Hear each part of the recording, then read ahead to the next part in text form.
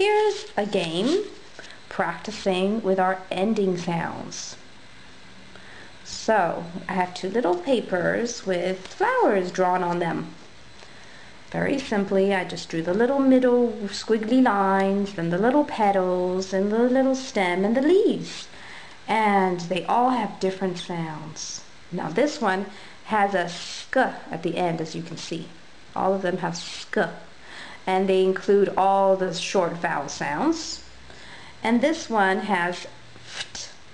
And it also, again, includes all the short vowel sounds. So this was for learning our ft and our sk at the end of the words. For some reason, I find that kids have an easier time learning their beginning blends. Their ending blends are a little more tricky because they tend to hear the beginning sound first. So I needed lots of extra practice with these ending sounds for my little girls. So I came up with this game.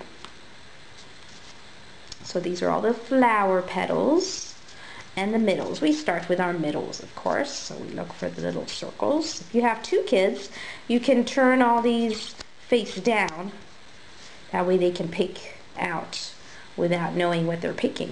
If it's theirs, they get to put it on their flower. If it's not, they put it back. Raft. Ooh, this has a ft. So I know that it goes there. The next circle. Ask. Has a sk and an ask.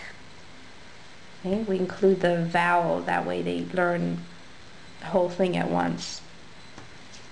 Mask. So you have to look for the, here's an ask, but it's not a petal shape. So we'll look for the ask petal shape. Mask. What about theft? Ooh, I see that theft over here on the leaves. Shift. It has a, sometimes I cover this sh, and then I'll cover this ift so that she can have an easier time. But it's easy for her to just try it out. Does this have an ift? Is this an ift? Ooh, here's an ift petal. And she'll go on and on. Aft, shaft. Here's the aft.